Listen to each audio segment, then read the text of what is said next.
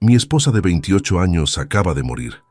En su funeral, delante de 80 personas, mi propio hijo me arrancó el micrófono de las manos y me gritó: «Cállate y siéntate, tú no mereces hablar».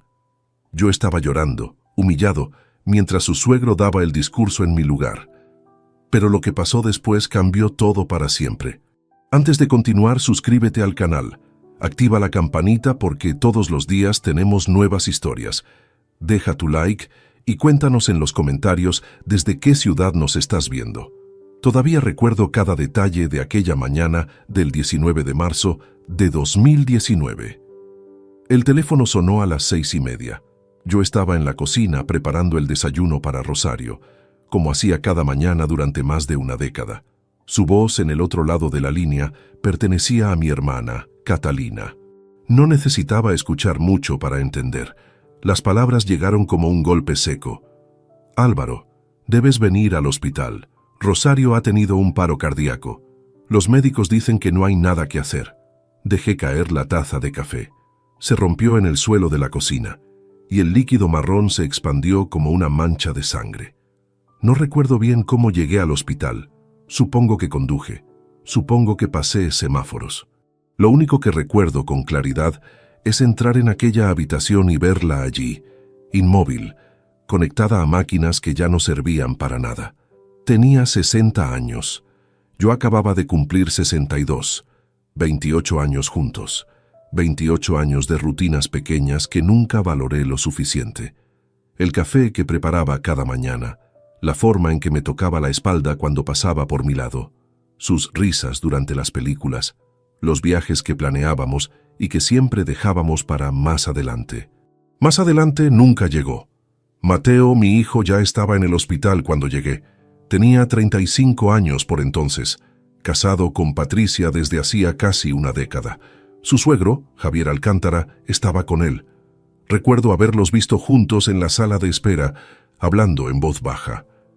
Cuando me vieron, Mateo se levantó, pero su expresión no fue la que esperaba de un hijo que acababa de perder a su madre. No había lágrimas. Había algo más frío, algo calculador.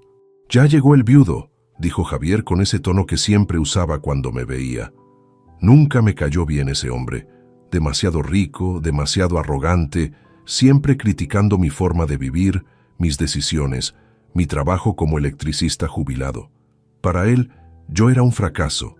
Un hombre que nunca tuvo ambiciones grandes, que se conformó con una vida tranquila, con mi esposa y mi casa en las afueras de Madrid. Mateo me abrazó, pero fue un abrazo vacío, sin sentimiento real. Luego me explicó los detalles del funeral. La ceremonia sería en la iglesia de San Pedro, 3 días después. Sería una ceremonia importante. Muchas amigas de Rosario asistirían, compañeros de trabajo, familia extendida, aproximadamente 80 personas. «Deberías preparar algo para decir», me sugirió Mateo. «Algo significativo». El sacerdote dijo que podemos tener a alguien hablando sobre la difunta. No sé por qué, pero en ese momento sentí que algo no estaba bien. Algo en su tono, en la forma en que Javier nos observaba desde el sofá, pero estaba demasiado devastado para darle importancia. Mi esposa acababa de morir. El dolor ocupaba todo el espacio en mi pecho. Pasé los 3 días siguientes escribiendo.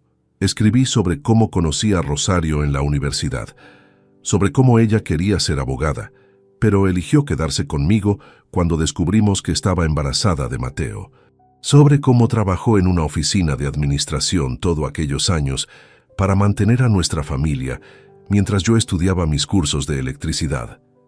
Escribí sobre sus sacrificios, sus sueños abandonados, su amor inquebrantable.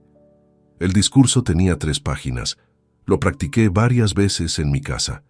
Mi voz temblaba cada vez que leía sobre el día en que Rosario me dijo que quería retirarse. Habían sido 38 años trabajando. Estaba cansada. Quería viajar conmigo. Quería visitar Italia. Quería conocer Grecia. Teníamos planes. Tantos planes. La noche antes del funeral no dormí. Me quedé en la sala, leyendo y releyendo mis palabras. Memoricé cada párrafo, cada frase. Quería que fuera perfecto, Era la última oportunidad que tendría para honrar a la mujer que lo fue todo para mí. El 19 de marzo de 2019 fue el día más largo de mi vida. Llegué a la iglesia a las 10 de la mañana. Mi hermana Catalina me esperaba afuera, con los ojos rojos. Nos abrazamos sin hablar. No había palabras suficientes. Dentro de la iglesia, las flores blancas cubrían cada rincón. El féretro de Rosario estaba al frente. Recuerdo haber caminado hacia él, tocando la madera oscura, preguntándome cómo era posible que ella estuviera allí dentro. Mateo llegó poco después, con Patricia y sus 2 hijos, mis nietos, que apenas comprendían lo que estaba pasando. Javier Alcántara entró detrás de ellos, impecablemente vestido con un traje negro que seguramente costaba más dinero del que yo ganaba en un mes. El sacerdote inició la ceremonia. Cantamos, rezamos. Luego llegó el momento de los discursos. El sacerdote anunció que había personas que querían compartir palabras sobre Rosario. Primero habló una amiga de ella de la oficina, luego su hermana. Ambas dijeron cosas hermosas, cosas que me hicieron llorar más. Finalmente, el sacerdote me miró. Y ahora el esposo de Rosario, Álvaro Gómez Ruiz, quisiera decir algunas palabras. Me puse de pie. Las piernas me temblaban. Caminé hacia el púlpito. Mis papeles estaban en mis manos. Tomé el micrófono. Respiré profundo. Estaba a punto de comenzar cuando sucedió. Mateo se levantó de repente. Su cara estaba roja. Caminó directamente hacia mí, hacia el púlpito, delante de toda la congregación. Catalina lo vio venir e intentó detenerlo, pero fue demasiado tarde. «¡No!», gritó Mateo. «¡No vas a hablar!». El silencio fue instantáneo. 80 pares de ojos se giraron hacia nosotros. Yo estaba congelado. No entendía qué estaba pasando. «¿Mateo? ¿Qué? Cállate y siéntate», ordenó mi hijo, su voz llena de una rabia que nunca había visto en él. «Tú no mereces hablar aquí. Tú no mereces honrar a mi madre», alcanzó hacia mí. Sus manos tiraron del micrófono. Intenté sostenerlo, pero él era más fuerte, más joven. El micrófono salió de mis manos. Cayó al suelo. El sonido fue ensordecedor en el silencio de la iglesia. Javier Alcántara se levantó. Vi una sonrisa en su cara. «Yo hablaré», anunció caminando hacia el púlpito como si hubiera estado esperando este momento todo el tiempo. Yo estaba parado, aturdido, con mis papeles en las manos. Mi hijo me empujó ligeramente hacia mi asiento. «Siéntate, papá», dijo, pero no había amor en esas palabras. Me senté. Mis manos temblaban. Las lágrimas corrían por mis mejillas. No de dolor por la pérdida de Rosario. Ese dolor ya lo sentía. Estas eran lágrimas de humillación, de confusión, de traición. Javier habló durante 15 minutos sobre Rosario. Habló sobre cosas que había oído de segunda mano. Habló sobre ella como si la hubiera conocido toda la vida, cuando en realidad apenas la veía en las Navidades. Habló sobre valores, sobre familia, sobre respeto. Yo estaba sentado en la primera fila, llorando en silencio, preguntándome qué había hecho mal, preguntándome qué había sucedido con mi hijo. La ceremonia continuó. Luego fue el cementerio. Luego fue volver a casa solo. Los primeros segundos después de que Javier tomara el micrófono fueron los más largos de mi vida. El sonido de su voz llenaba la iglesia mientras yo permanecía inmóvil en mi asiento, con las páginas del discurso que había preparado aún en mis manos temblorosas. Nadie se atrevía a mirarme directamente. Podía sentir las miradas laterales, las susurraciones contenidas, el incómodo cambio de posiciones en los bancos de la iglesia. Catalina estaba sentada a mi lado. Su mano encontró la mía. No dijo nada. No había palabras. Solo presión. Solo la confirmación de que ella también estaba conmocionada por lo que acababa de ocurrir. Llevaba 58 años viviendo y nunca había experimentado una vergüenza tan profunda, tan pública, tan devastadora. Mientras Javier continuaba su discurso improvisado sobre Rosario, yo observaba a Mateo. Mi hijo estaba de pie al lado del púlpito con los brazos cruzados, mirando hacia el frente como si nada extraordinario hubiera sucedido. Como si no acabara de humillar a su padre delante de toda su familia extendida. Sus amigos del trabajo, sus vecinos, sus colegas de la parroquia. Patricia, la esposa de Mateo, tenía la vista fija en sus zapatos. Sus hijos, mis nietos, no comprendían realmente lo que sucedía. El menor, que tenía apenas 7 años, le preguntaba a su madre en voz baja por qué el abuelo estaba llorando. Ella no respondió, solo lo abrazó más fuerte. Reconocía a muchas personas en esa iglesia. Marta Suárez, mi prima abogada, estaba sentada 3 filas atrás. Nuestros ojos se cruzaron por un momento.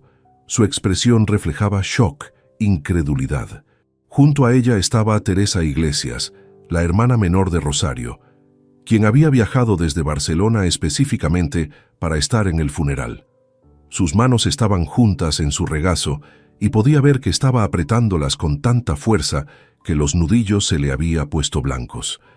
Los amigos del trabajo de Rosario, mujeres con las que ella había compartido 38 años de labores cotidianas, de cafés en las pausas, de confidencias sobre sus vidas, estaban visiblemente perturbadas. Algunas murmuraban entre ellas, otras simplemente miraban al frente con expresiones de incomodidad absoluta. Cuando Javier finalmente terminó su intervención, el silencio que siguió fue ensordecedor.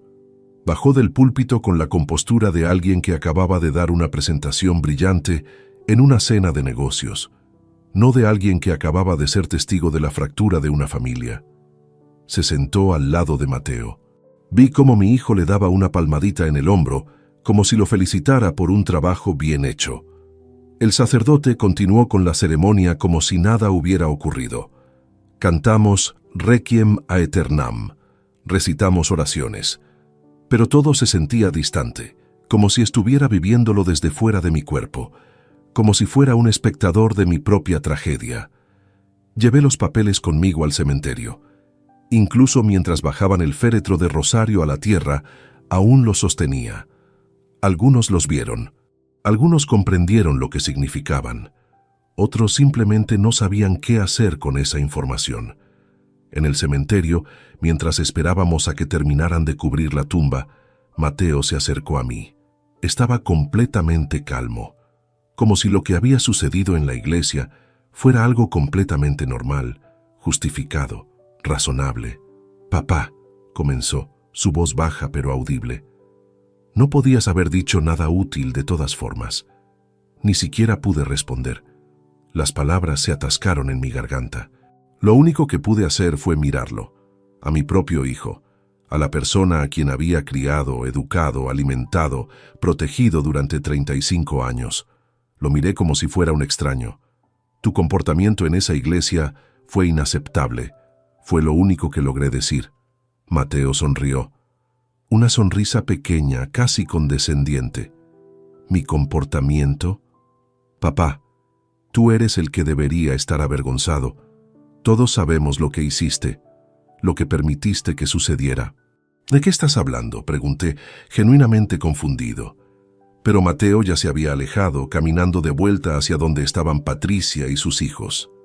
Javier lo llamó y ambos se dirigieron hacia los autos estacionados en la entrada del cementerio.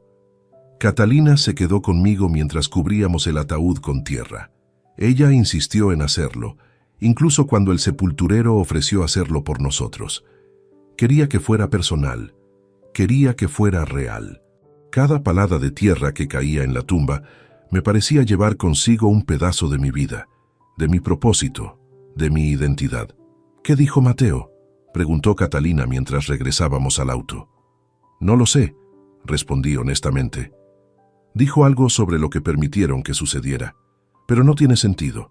No entiendo qué quiso decir. Catalina frunció el ceño. Podía ver que estaba procesando información, conectando puntos que yo aún no podía ver. «Álvaro, ¿ha habido problemas entre tú y Mateo? ¿Algo que no me hayas contado?» Pensé en esto mientras conducía hacia mi casa. Pensé en los últimos meses. Mateo había estado distante, es verdad. Sus visitas eran menos frecuentes. Sus llamadas telefónicas se habían vuelto breves, perfunctorias, pero lo había atribuido a sus responsabilidades con el trabajo, con Patricia, con los niños. Suponía que era lo que pasaba cuando los hijos crecían y formaban sus propias familias. Uno se vuelve menos importante, menos central, No, finalmente respondí. Nada específico que recuerde. Pero mientras decía esto, comenzaba a revisar mentalmente conversaciones recientes. Recordé un almuerzo hace unos meses donde Mateo se había quejado de que Rosario y yo pasábamos demasiado tiempo juntos. Recordé que había hecho comentarios sobre cómo yo no era ambicioso como otros hombres de mi edad. Recordé la forma en que Javier siempre encontraba una crítica, una observación despectiva sobre mi forma de vivir, pero nada de eso justificaba lo que había sucedido en la iglesia. Esa noche, solo en mi casa, revisé los papeles que había escrito. Todavía tenían la humedad de mis lágrimas.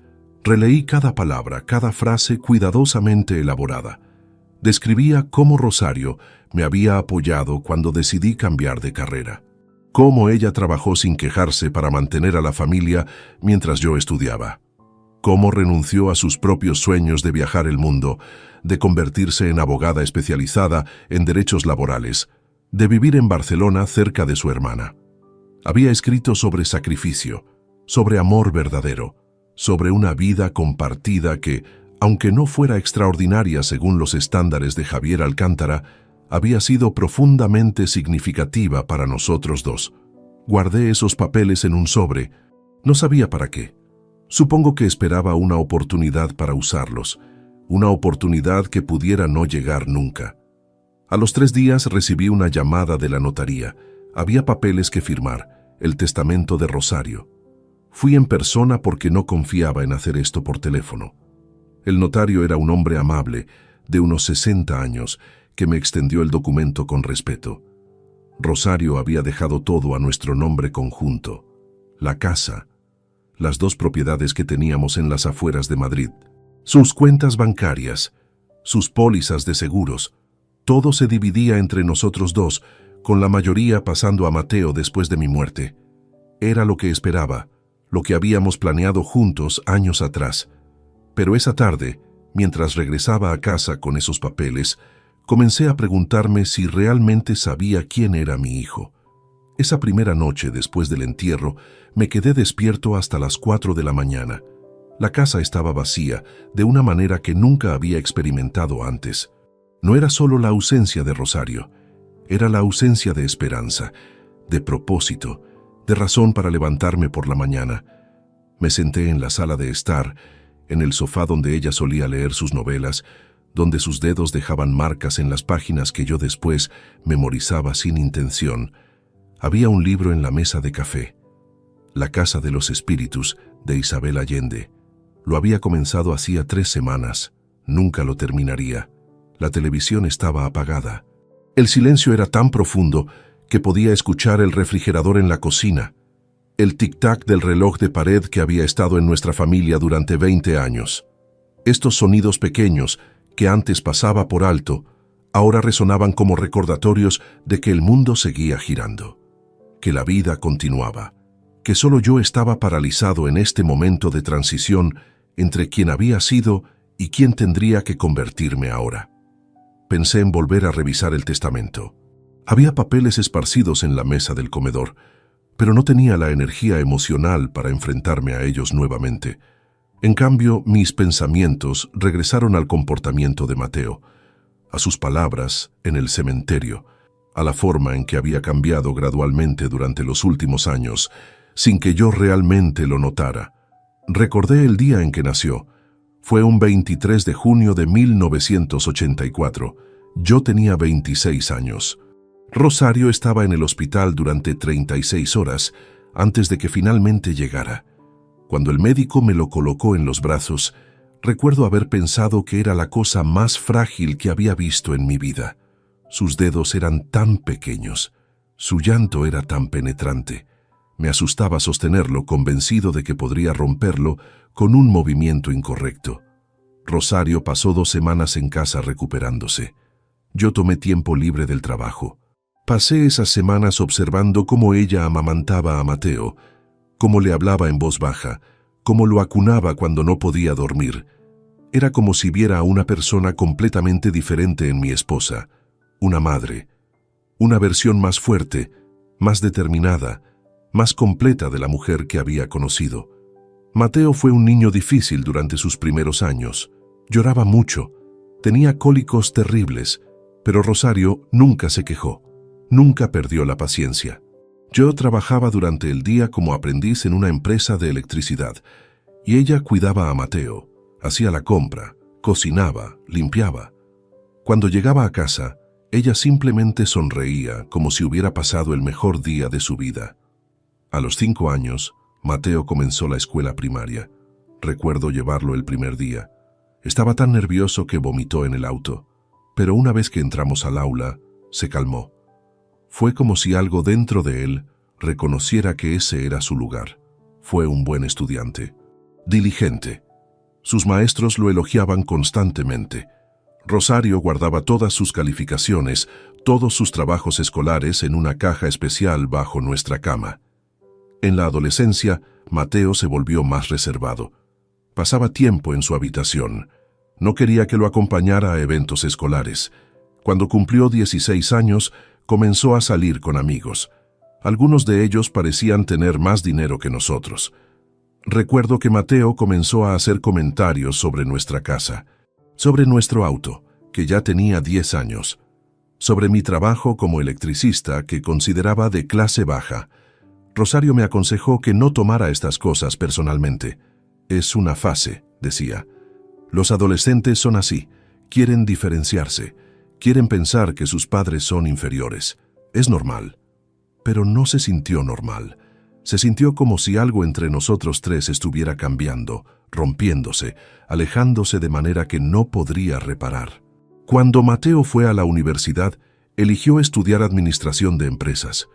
Quería trabajar en finanzas, quería ser rico, quería una vida que, implícitamente, estaba sugiriendo que la mía no era suficiente. No dije nada. Rosario lo animó. Que persiga sus sueños, insistía. Conoció a Patricia en el 2º año de universidad. Ella provenía de una familia adinerada. Su padre era dueño de varias tiendas de ropa en toda España. Mateo cambió después de ese encuentro. Se volvió más ambicioso. Sus visitas a casa se volvieron más esporádicas. Cuando venía, pasaba tiempo hablando con Rosario sobre inversiones, sobre el mercado de valores, sobre oportunidades de negocio. Yo no entendía la mayoría de esas conversaciones. Permanecía en la sala, viendo televisión o leyendo, mientras ellos hablaban en la cocina.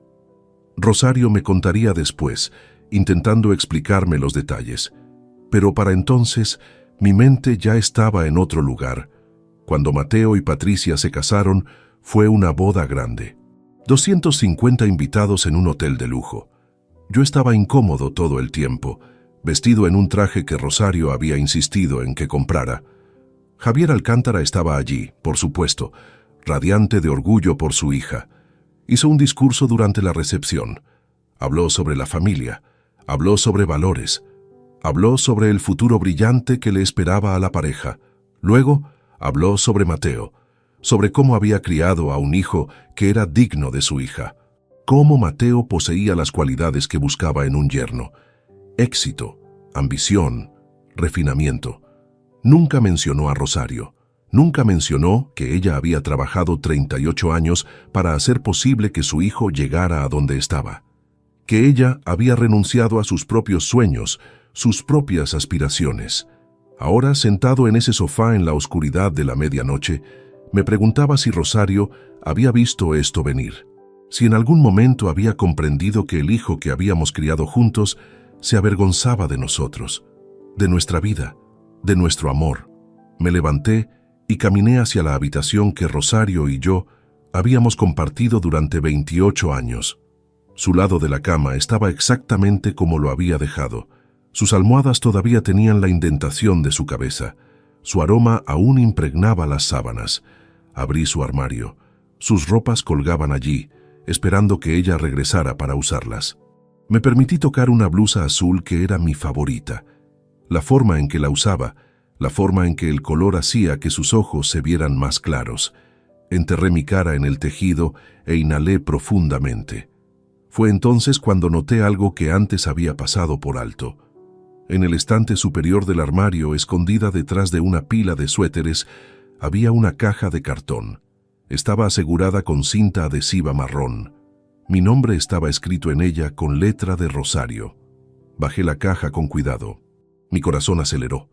Rosario no era el tipo de persona que escondía cosas. Ella era transparente, honesta, directa. El hecho de que hubiera ocultado esta caja deliberadamente significaba algo. Rasqué la cinta adhesiva. Dentro encontré cartas, docenas de ellas. Algunas estaban fechadas hace años. Las primeras eran de Mateo. Cartas que él había escrito pero nunca enviado, supongo. Cartas que Rosario había guardado, escondido, protegido. Comencé a leer. La primera era del año 2014, hace 5 años. La letra era de Mateo, pero las palabras eran de un hombre que no reconocía. «Mamá», comenzaba, «necesito que entiendas algo. No puedo permitir que papá siga siendo parte de mi vida de la manera en que lo es.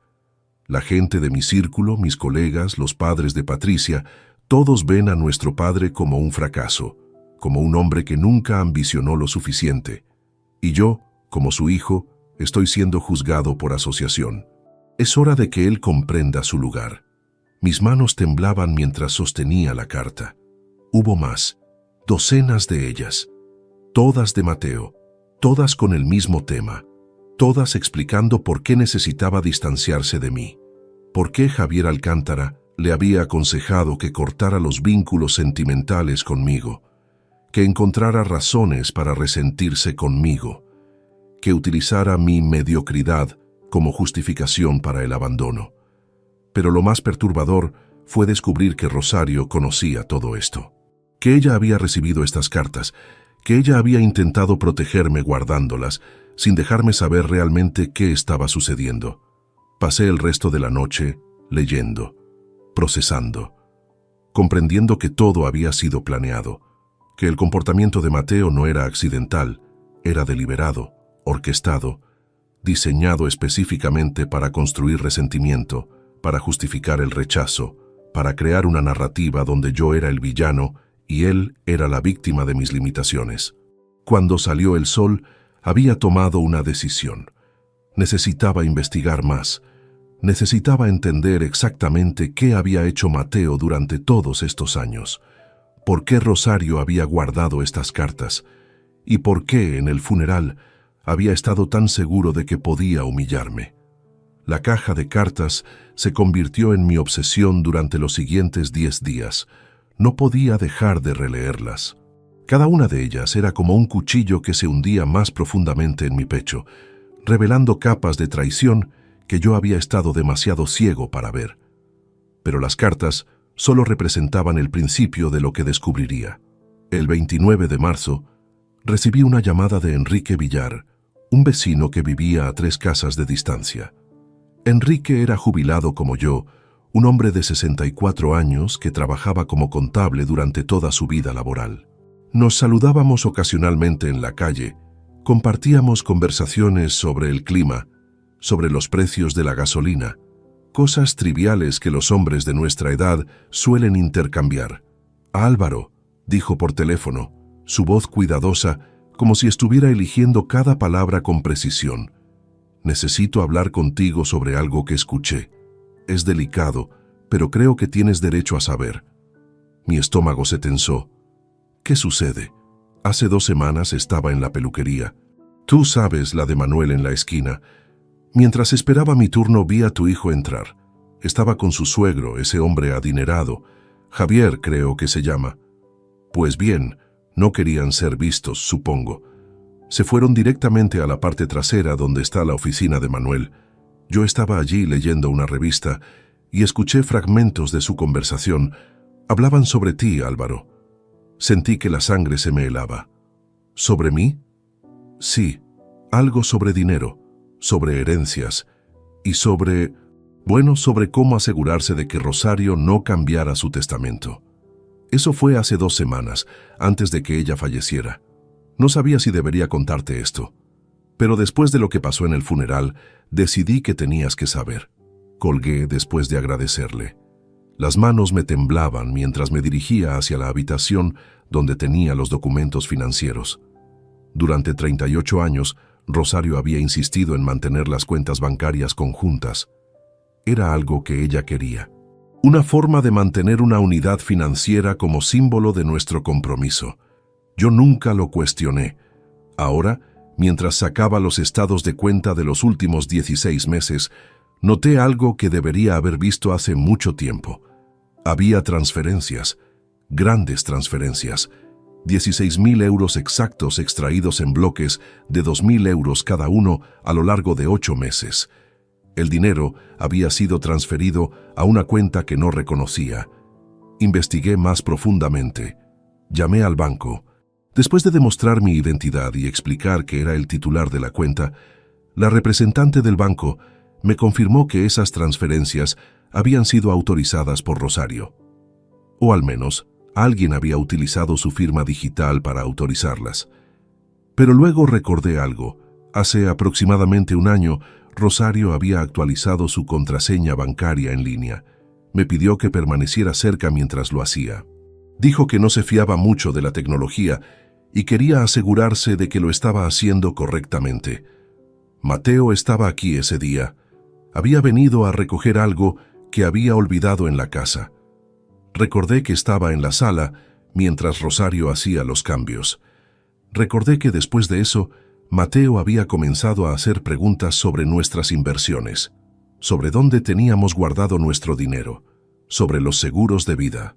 Preguntas que nunca había hecho antes, presentadas de una manera que parecía casual, como si simplemente fuera curioso.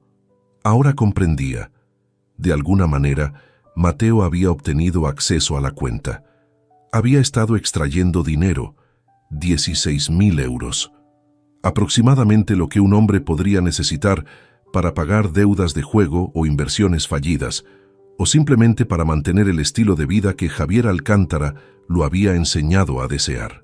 Volví a leer las cartas que había encontrado en el armario de Rosario. En una de ellas, Mateo escribía: «Mamá, eventualmente tendré acceso a todo lo que ustedes poseen. No me obligues a tomar medidas que ambos lamentaremos. Solo necesito que comprendas que esto es inevitable. El dinero es mío por derecho. Yo soy tu hijo. Yo soy su futuro. Papá ya vivió su vida». Mi primo segundo, Roberto Martínez, era abogado especializado en derecho civil.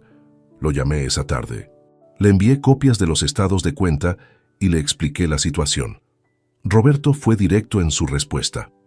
«Álvaro, lo que describes es robo, fraude, pero será difícil probarlo sin la cooperación de Rosario. Ella era la titular de esa cuenta también. Técnicamente ambos tenían derecho a transferir fondos. Pero ella no lo autorizó», protesté.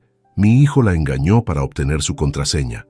«Eso es lo que necesitarías probar», respondió Roberto. «Y ahora que ella ha fallecido, será aún más complicado. ¿Hay algo más? ¿Algo que sea más concreto?» Pasé las siguientes 3 semanas examinando cada documento financiero que pude encontrar: los testamentos, los seguros de vida, las pólizas de las propiedades. Gradualmente, comencé a ver un patrón más amplio. Hace 6 meses, Mateo había sugerido a Rosario que consiguiera un seguro de vida adicional. Dijo que era una inversión inteligente, que el dinero podría ser transferido a sus hijos como regalo educativo. Rosario lo hizo. Una póliza de 30.000 euros. El beneficiario era Mateo. Hace 4 meses, Mateo había instado a Rosario a que considerara vender una de nuestras propiedades en las afueras de Madrid. Dijo que los precios estaban subiendo, que era el momento perfecto, que podría invertir el dinero en algo más rentable. Rosario se había negado en ese momento. Pero durante la última semana de su vida, cuando ya estaba enferma y débil, había mencionado que Mateo había traído papeles para que ella revisara. Papeles relacionados con esa venta. La última pieza del rompecabezas llegó cuando encontré un correo electrónico impreso en el escritorio de Rosario. Era de una inmobiliaria. Confirmaba que el 31 de marzo, una semana después del funeral, había una cita programada para visitar la propiedad. Mateo había hecho la cita sin decirme nada. Sentí la rabia hirviendo en mis venas. No era solo la rabia por el robo, aunque eso era suficientemente malo. Era la rabia porque Rosario lo había sabido. Había guardado las cartas, había permitido las transferencias, había visto todo esto suceder y no me lo había contado. ¿Por qué? ¿Estaba protegiendo a Mateo? ¿O me estaba protegiendo a mí del conocimiento de lo que nuestro hijo realmente era? Esa noche, llamé a Teresa, la hermana de Rosario. Le conté todo lo que había descubierto. Le pregunté si ella sabía algo sobre el comportamiento de Mateo. Sí, respondió después de un largo silencio. Rosario me lo contó hace unos meses. Estaba preocupada, muy preocupada, pero dijo que no podía decirte porque temía cómo reaccionarías. Temía que confrontaras a Mateo y que eso causara un conflicto que no podría repararse. Así que ella sabía y simplemente lo permitió. Ella intentó detenerlo, explicó Teresa, su voz llena de compasión. Lo confrontó, le dijo que parara, pero Mateo simplemente negó todo. Dijo que ella estaba confundida, que las transferencias eran para pagar sus impuestos, que la cita con la inmobiliaria era solo para obtener una valuación. Ella no sabía si creerle o no. Y con todo lo que estaba pasando con su salud, con los doctores y los tratamientos, ella simplemente no tuvo la energía para pelear. Colgué sintiéndome más solo de lo que había estado en mi vida. Mi esposa de 28 años había estado sufriendo bajo el peso de esta traición, sin poder compartirlo conmigo. ¿Cuántas noches la había abrazado en la cama, completamente ignorante de que ella estaba guardando este secreto? ¿Cuántas conversaciones habíamos tenido donde ella no mencionó nada porque temía mi reacción? Ahora entendía por qué no había protestado cuando Mateo me había arrancado el micrófono en el funeral. Rosario ya estaba destrozada. Ya no tenía fe en que la verdad saliera a la luz. Solo quería que todo terminara con dignidad.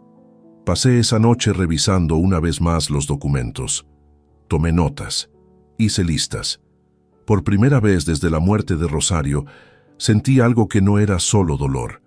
Sentí determinación. Sentí que finalmente tenía un propósito nuevamente. Rosario había guardado las cartas porque sabía que algún día yo las necesitaría, porque de alguna manera ella comprendía que tarde o temprano la verdad tendría que emerger. Y cuando lo hiciera yo tendría que estar preparado. El 1 de abril conduje hacia la oficina de Marta Suárez en el centro de Madrid. Su bufete de abogados ocupaba el 3er piso de un edificio moderno en la avenida Paseo de la Castellana. No había venido aquí en años. La última vez fue hace una década, cuando Marta me ayudó con algunos papeles relacionados con la compra de una de nuestras propiedades. Marta tiene 56 años. Es la hija de mi prima hermana Isabel, quien falleció hace 10 años. Siempre fue una niña brillante. Estudió Derecho en la Universidad Complutense de Madrid y se especializó en fraude financiero y derecho civil. Su reputación en el mundo legal es impecable. Cuando entré a su oficina, ella estaba revisando expedientes en su escritorio. Se levantó de inmediato cuando me vio. Su expresión cambió de profesional a genuinamente preocupada en cuestión de segundos. «Álvaro, ¿qué ha pasado? Te ves terrible», fue su primer comentario mientras me ofrecía una silla. No sabía por dónde comenzar, así que simplemente le entregué los documentos, los estados de cuenta bancarios, las cartas que había encontrado en el armario de Rosario, los correos electrónicos sobre la venta de la propiedad, la información sobre el seguro de vida adicional. Marta los revisó en silencio durante casi 30 minutos, sus ojos escaneando cada página, su expresión volviéndose progresivamente más oscura. Cuando finalmente levantó la vista, sus palabras fueron precisas y directas. «Tu hijo te ha robado, deliberadamente, con premeditación. Eso está bastante claro. Lo que no está claro es si tu esposa fue cómplice o víctima de manipulación». Le conté lo que Teresa me había revelado, que Rosario había sabido, que había intentado detenerlo, que había guardado las cartas pero las había escondido, como si estuviera preparándose para el momento en que yo tendría que saber la verdad. Marta asintió lentamente. Eso sugiere que ella estaba siendo presionada. Es una táctica común. Los defraudadores emotivos, especialmente cuando son familia, Utilizan la culpa y la vergüenza para silenciar a las víctimas. Rosario probablemente fue manipulada para creer que estaba ayudando a su hijo, que esto era algo que cualquier madre compasiva haría. ¿Qué puedo hacer?, pregunté, sintiendo el peso de la impotencia sobre mis hombros. Legalmente es complicado, explicó Marta, reclinándose en su silla. Primero, el dinero que fue transferido, 16.000 euros.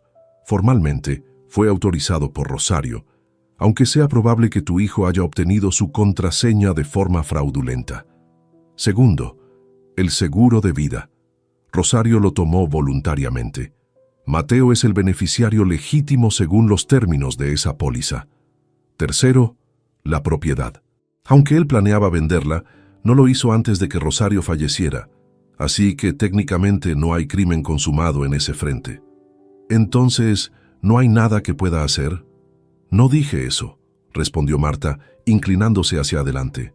Lo que dije es que es complicado, pero hay cosas que podemos hacer. Primero, necesitamos investigar cómo tu hijo obtuvo el acceso a la contraseña de Rosario. Si podemos demostrar que fue obtenida de forma fraudulenta, eso cambia todo. Segundo, podemos revisar los términos del seguro de vida. Si hay alguna cláusula que especifique que los beneficiarios no pueden haber cometido fraude contra el asegurado, entonces podríamos impugnarlo. Tercero, podemos documentar el patrón de comportamiento de Mateo. Las cartas que encontraste son cruciales. Demuestran intención maliciosa. Demuestran que esto no fue accidental. Durante las siguientes 2 horas, trabajamos juntas revisando cada detalle. Marta tomaba notas. Hacía preguntas específicas sobre fechas, montos, nombres de personas que supuestamente habían estado presentes en las conversaciones. Me pidió que describiera la actitud de Mateo durante nuestros encuentros recientes. Sus palabras exactas, su lenguaje corporal. Necesito que reúna cierta documentación adicional, finalmente dijo Marta, escribiendo una lista. Primero, fotografías de cualquier comunicación que tengas con Mateo, mensajes de texto, correos electrónicos, cualquier cosa donde hable sobre dinero, sobre herencia, sobre tus finanzas. Segundo, nombres de testigos, personas que hayan presenciado comportamientos sospechosos. Enrique, tu vecino, será importante. Tercero, necesito hablar con Teresa. Ella puede confirmar ciertas cosas que Rosario le contó directamente. ¿Crees que pueda ganar un caso contra mi hijo? Marta se quitó las gafas de lectura y se masajeó los ojos. Álvaro, la pregunta no es si puedes ganar. La pregunta es qué esperas lograr. Si lo que quieres es justicia legal, entonces sí, creo que tenemos un caso. Podemos demostrar fraude. Podemos solicitar restitución de los 16.000 euros. Podemos impugnar ciertos beneficiarios en el testamento de Rosario. Pero si lo que quieres es una reconciliación con tu hijo, te aconsejo que dejes esto descansar. No quiero reconciliación, respondí, sorprendiéndome por la frialdad en mi propia voz. Quiero que comprenda que sus acciones tienen consecuencias. Quiero que sepa que no puede humillarme impunemente. Marta sonrió levemente. No era una sonrisa cálida, era la sonrisa de un abogado que reconoce a su cliente. Entonces comenzaremos a trabajar. Esto tomará tiempo, pero entre los documentos que tienes, las cartas, la evidencia de transferencias fraudulentas, creo que podemos construir un caso sólido. Esa misma tarde, llamé a Teresa. Le expliqué que necesitaba que hablara con Marta, que necesitaba que confirmara los detalles de lo que Rosario le había contado sobre el comportamiento de Mateo. Teresa accedió sin hesitar. Había querido ayudar desde el principio, simplemente no sabía cómo. También contacté a Enrique. Le pregunté si estaría dispuesto a testificar sobre lo que había escuchado en la peluquería. Absolutamente, respondió sin dudarlo. Lo que pasó en el funeral fue inaceptable.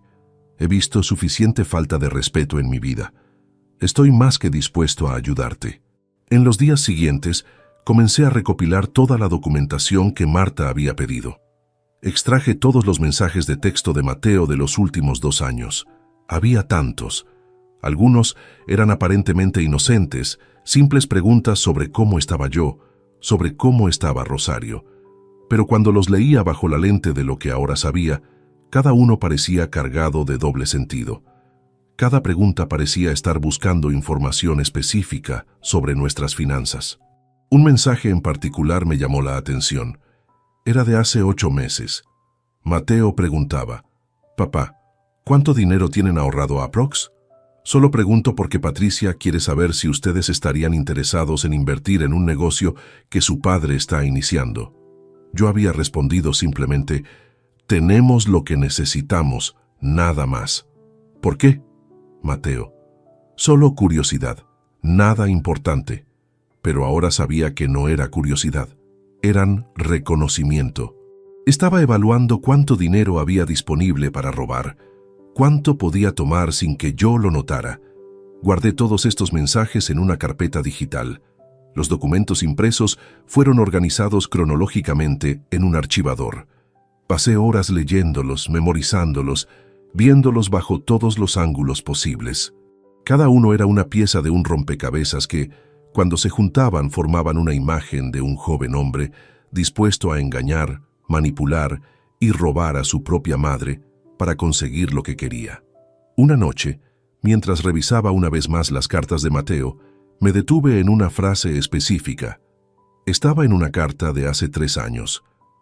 «Eventualmente seré el responsable de la herencia familiar, y cuando llegue ese momento, el legado de papá será borrado. Su mediocridad no seguirá definiendo nuestra familia». Mediocridad. Esa palabra resonaba. Yo no había pensado que mi vida fuera mediocre. Había trabajado duro. Había proporcionado para mi familia. Había amado a mi esposa. Pero para Mateo, claramente, eso no era suficiente. En su mente, yo era una vergüenza que necesitaba ser eliminada. Ahora era mi turno de actuar. Mateo me llamó el 14 de abril, 2 semanas después del funeral. Su voz sonaba diferente por teléfono, más suave, más conciliadora, como si estuviera interpretando un papel que había practicado. «Papá, me gustaría que vinieras a almorzar, solo nosotros. Patricia estará en una reunión con su madre todo el día. Tengo algunas cosas de las que quiero hablar contigo, asuntos importantes». Inmediatamente supe que algo no estaba bien. Mateo nunca me invitaba a almorzar solo. Nuestras reuniones siempre eran incómodos encuentros en restaurantes, donde él constantemente miraba su reloj, ansioso por marcharse. Pero ahora sonaba urgente, necesitado incluso. «¿Qué tipo de asuntos?», pregunté. «Es mejor que lo hablemos en persona». El sábado a las 13 horas en el restaurante de siempre, acordamos en el lugar. Un pequeño establecimiento italiano llamado Trattoria da Marco, a 15 minutos de mi casa. Colgué y di aviso a Marta inmediatamente. Ella me sugirió algo que fue tanto brillante como moralmente cuestionable. «Graba la conversación», dijo sin rodeos. «Usa tu teléfono móvil. La mayoría de las legislaciones permiten que una de las partes de una conversación la grabe sin consentimiento de la otra si se hace por razones de seguridad personal. Lo que está haciendo Mateo puede ser considerado una amenaza emocional y financiera. Esta grabación será admisible en ciertos contextos. Pasé el viernes practicando. Revisé cómo activar la grabadora de voz en mi teléfono. Ensayé diferentes escenarios mentales. ¿Qué diría Mateo? ¿Qué me revelaría? Dormí poco esa noche, ansioso por lo que estaba a punto de suceder. El sábado llegué al restaurante 15 minutos antes de lo programado. Quería estar allí cuando Mateo llegara. Quería verlo entrar. Quería estar en control del ambiente desde el principio. Pedí una mesa en la esquina donde podría observar la entrada claramente. Mateo apareció exactamente a la hora acordada. Llevaba un traje de Armani que probablemente costaba 1.500 euros. Sus zapatos eran de cuero italiano pulido. Se veía próspero, exitoso, como un hombre que había llegado a donde deseaba llegar. Cuando me vio, su expresión cambió. Fue un cambio sutil, casi imperceptible. Fue como si quitara una máscara y colocara otra. La máscara del hijo preocupado, del hijo que se arrepentía, del hijo que quería hacer las paces. «Papá», saludó, besándome en ambas mejillas. Su perfume era costoso, sofisticado. Gracias por venir. Por supuesto, respondí poniendo mi teléfono sobre la mesa boca abajo. Había activado la grabadora segundos antes de su llegada. Ordenamos vino blanco y comida. Mateo eligió una pasta primavera. Yo pedí un pescado a la sal. Mientras esperábamos, Mateo comenzó con la charla intrascendente. Me preguntó cómo estaba, cómo llevaba la vida en la casa ahora que estaba solo, si necesitaba ayuda con algo. Preguntas que sonaban genuinas, pero que yo sabía que eran calculadas. Cuando la comida llegó, Mateo finalmente llegó al punto. Papá, he estado pensando mucho en lo que pasó en el funeral y quiero que sepas que siento cómo manejé las cosas. Fue inapropiado, inesperado, incluso para mí. ¿Inapropiado?, repetí, observándolo cuidadosamente. Humillaste a tu padre delante de 80 personas. Lo sé, respondió rápidamente, levantando las manos en un gesto de sometimiento. Pero en ese momento, Javier y yo estábamos preocupados de que algo que dijeras pudiera ser malinterpretado. Mamá era una mujer complicada, ¿sabes? Ella tenía muchas responsabilidades laborales, muchas presiones. Temíamos que si hablabas de ciertos detalles de su vida privada, la gente podría juzgarla. Sentí que la sangre me hervía, pero mantuve la compostura. Iba a hablar sobre cómo la amaba, sobre nuestros años juntos, sobre sus sacrificios, nada más. Sí, bueno, continuó Mateo picoteando su pasta, eso es lo que asumes que ibas a decir, pero sabemos que a veces, en momentos emocionales, las personas dicen cosas de las que luego se arrepienten. Javier simplemente estaba siendo preventivo. Ahora estaba empezando a entender. Mateo no estaba realmente disculpándose. Estaba justificando, racionalizando, revisando la narrativa de lo que había sucedido. ¿Javier?, pregunté. ¿Fue idea de Javier detenerme? Parcialmente, admitió Mateo. Pero yo estuve de acuerdo. Éramos un equipo en eso. La palabra equipo resonó en mi mente. Mateo y Javier, equipados, en contra de mí, en contra de Rosario. Hay algo más que quería hablar contigo, continuó Mateo, dejando su tenedor en el plato. Sobre las finanzas. Aquí venía. Sentía el instinto de depredador que sale a la superficie. Mateo finalmente estaba mostrando su verdadera intención. ¿Qué hay sobre las finanzas? Mamá dejó una cantidad significativa de dinero, explicó, inclinándose hacia adelante. Ya lo sabes, por supuesto. Tú eres el albacea de su testamento, junto conmigo, pero hay ciertos asuntos que necesitamos discutir. ¿Cómo cuáles? Como por ejemplo las 2 propiedades en las afueras. Creo que deberían ser vendidas. El mercado está muy favorable ahora. Podríamos obtener aproximadamente 2 millones de euros por ambas.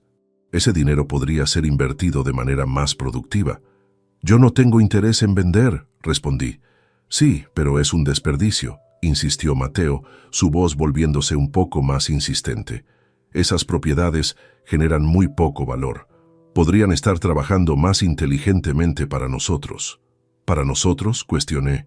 El dinero de esas propiedades es parte de la herencia de Rosario. Tengo la intención de conservarlas. Tal vez dejarlas para mis nietos cuando sea el momento apropiado. Mateo dejó su tenedor con una ligera frustración. Papá, eres mayor, no puedes trabajar para siempre. Eventualmente necesitarás asistencia médica, hogar para ancianos. Esas cosas son costosas. Convertir esos activos en efectivo ahora sería una decisión financiera más sensata.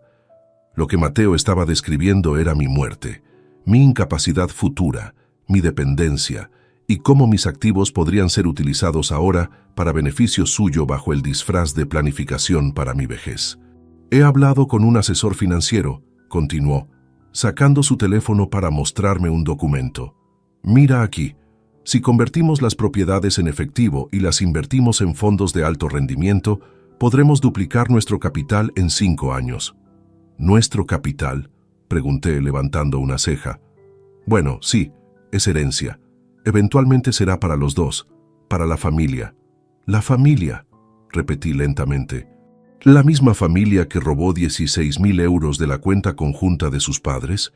El color drenó del rostro de Mateo. Su tenedor cayó al plato con un sonido metálico que pareció echar en falta todo el restaurante.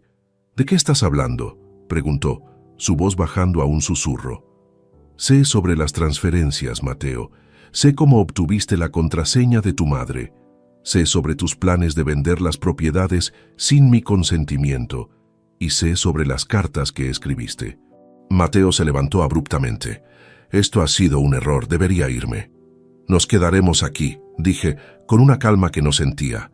Terminaremos nuestro almuerzo como civilizados, y tú vas a escucharme. Mateo se sentó lentamente. Su mandíbula estaba apretada. Sus manos temblaban ligeramente. Lo que hiciste fue fraude, continué, bajando mi voz para que solo él pudiera escuchar. Manipulación, robo. Lo que hiciste a tu madre en sus últimos meses de vida fue despreciable. Y lo que esperabas hacer conmigo después de su muerte es igualmente despreciable. Papá, yo... No hables, interrumpí. Solo escucha.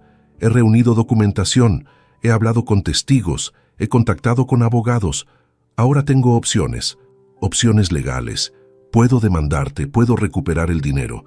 Puedo asegurarme de que la industria financiera sepa exactamente qué tipo de persona eres.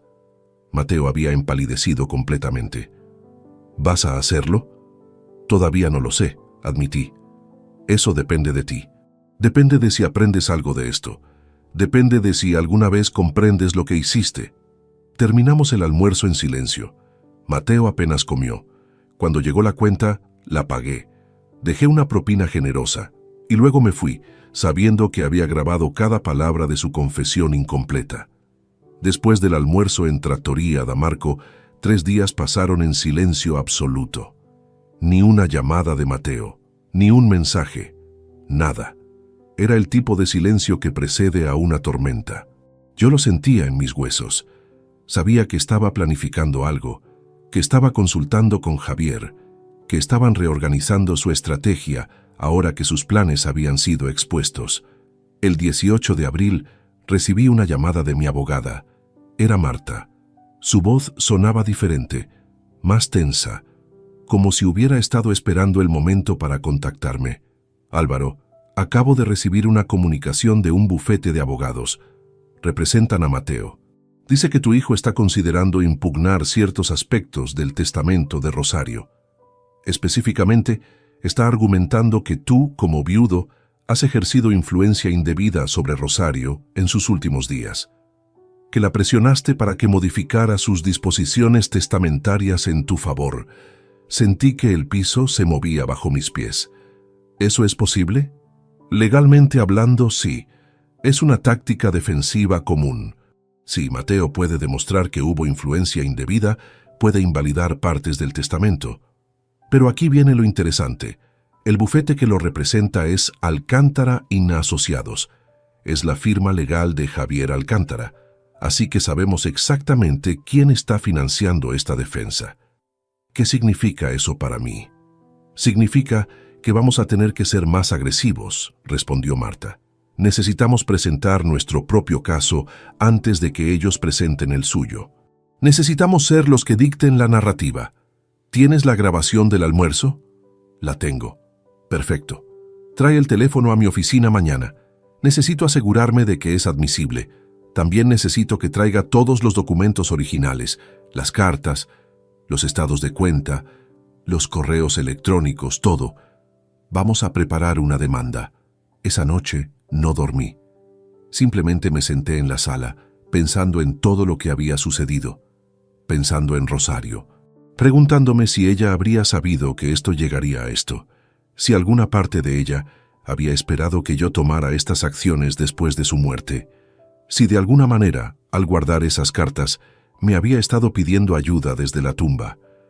El 19 de abril, una mañana lluviosa, entré a la oficina de Marta con mis documentos. Ella escuchó la grabación en su escritorio con audífonos puestos. Mientras escuchaba, tomaba notas. Su expresión se endurecía progresivamente. Cuando terminó, se quitó los audífonos. Esto es oro puro, dijo simplemente. Su propia admisión, su reconocimiento de que sabía que había hecho algo inapropiado, incluso si la grabación no es admisible en ciertos contextos, simplemente el hecho de que existe demuestra que tienes documentación de su comportamiento. Vamos a ganar. ¿Cuánto tiempo durará esto? Depende de cuán agresivo sea Mateo, pero estimaría entre 6 meses y 1 año. Los casos de fraude financiero y testamentos disputados tienden a ser largos y complicados. 6 meses, 1 año. El tiempo parecía tanto y tan poco al mismo tiempo. Mientras tanto, ¿qué haría Mateo? ¿Cómo reaccionaría ahora que sabía que yo estaba moviéndome contra él legalmente? La respuesta llegó el 23 de abril, un jueves por la tarde. Mateo me llamó. Su voz no era conciliadora esta vez. Era dura, cortante, como una cuchilla atravesando tela. He hablado con mis abogados, papá, y quieren que sepas que si continúas persiguiendo esto, haremos públicos ciertos detalles sobre mamá, sobre su salud mental, sobre los medicamentos que tomaba, sobre cómo decía cosas confusas durante sus últimos meses. Vamos a argumentar que ella no estaba en su sano juicio cuando hizo algunos de sus arreglos financieros contigo. La amenaza era clara. Mateo estaba utilizando la memoria de Rosario como arma.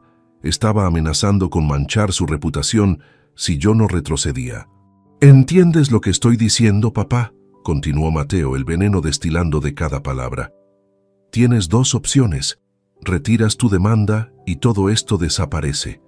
O exponemos a mamá públicamente como una mujer que sufría de demencia temprana. ¿Crees que eso es lo que ella habría querido? Colgué sin responder. Mis manos temblaban mientras marcaba el número de Marta. Es un movimiento desesperado, explicó cuando le conté lo que Mateo había dicho. Es una admisión de culpa. Está usando la extorsión emocional. Eso es ilegal, Álvaro. Puedo añadir eso a nuestro caso. Eso en realidad fortalece nuestra posición significativamente. Él está amenazando con destrozar la memoria de Rosario.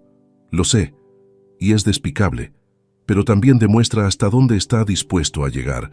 Demuestra que no tiene moral, que está desesperado. Cuando un hombre así se comporta así, significa que sabe que está perdiendo. 2 días después, recibí otro mensaje, esta vez de Patricia, la esposa de Mateo. Su mensaje era diferente. Estaba escrito en un tono más suave, más maternal incluso. Álvaro, no sé si Mateo te lo contó, pero las cosas entre nosotros están muy tensas. Él no duerme, apenas come. Está obsesionado con esta situación contigo. Javier le está diciendo cosas que lo están volviendo paranoico.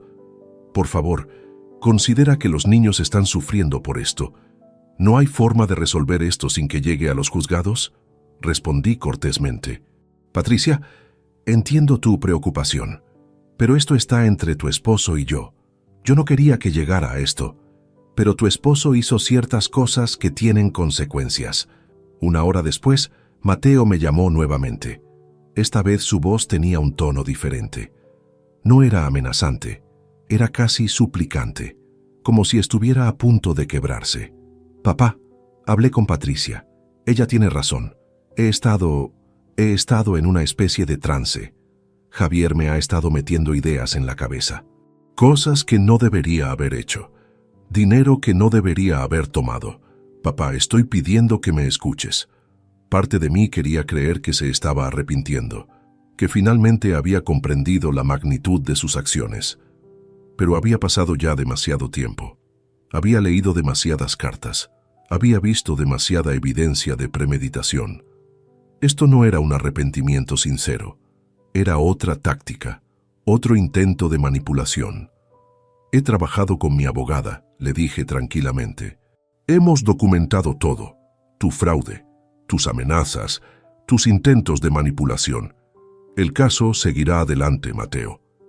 Entonces no dejarás que esto termine, ¿verdad?, preguntó, su voz quebrándose. No, respondí. Esto terminará cuando aprendas que las acciones tienen consecuencias. Cuando comprendas que la gente no puede ser traicionada sin que hay repercusiones. Y cuando finalmente valores el sacrificio que tu madre hizo por ti. Colgué antes de que pudiera responder. Esa noche, recibí un correo electrónico de Marta con un documento adjunto. Era el primer borrador de nuestra demanda. 84 páginas detallando cada incidente, cada transferencia fraudulenta, cada amenaza registrada, Cada mentira era comprensivo, era devastador. Era la culminación de 3 semanas de investigación rigurosa. Leí cada página lentamente, y mientras lo hacía, experimenté una emoción que había estado evitando durante semanas. No era satisfacción, no era venganza, era resignación. Era la aceptación de que mi relación con mi hijo había terminado, que nunca recuperaríamos lo que alguna vez tuvimos, que el daño era demasiado profundo para ser reparado. Pero también era claridad. Finalmente sabía quién era realmente Mateo, y finalmente estaba en posición de hacer algo al respecto. Durante la primera semana de mayo, comencé a notar movimientos extraños en mis cuentas bancarias, transferencias pequeñas, depósitos que no había autorizado. Al principio pensé que era un error del banco. Llamé para investigar. Lo que descubrieron fue inquietante.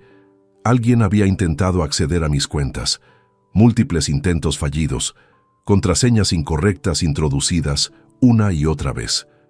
Los intentos cesaron después de que el sistema bloqueó la cuenta por seguridad. Pero la intención era clara.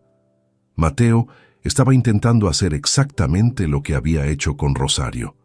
Buscar acceso, buscar dinero, buscar control. Le mostré los registros a Marta. Ella agregó esto a la demanda como evidencia de acoso continuo y patrones de comportamiento criminal. Esto demuestra que no fue un incidente aislado, explicó. Esto demuestra una conducta sistemática, un patrón. Pero lo que sucedió 3 días después fue aún más perturbador. Recibí una llamada de la inmobiliaria que había hecho la cita para visitar nuestra propiedad. El agente se identificó como Ricardo Flores, un hombre de unos 50 años que había estado vendiendo propiedades en el área durante 20 años. Señor Gómez, comenzó, su tono siendo cuidadosamente profesional, tengo una situación incómoda que reportar. Hace una semana, un cliente vino a mi oficina solicitando información sobre una propiedad específica. Dijo que era propietario, que quería venderla. Me mostró documentación que parecía auténtica. Pero cuando revisé nuestros archivos, los documentos que mostró tenían inconsistencias. ¿Qué clase de inconsistencias?, pregunté, aunque ya sabía la respuesta. Bueno, el propietario registrado en nuestros archivos es usted. Pero el hombre que vino a mi oficina, un tal Mateo Gómez Sáez, afirmaba ser el propietario.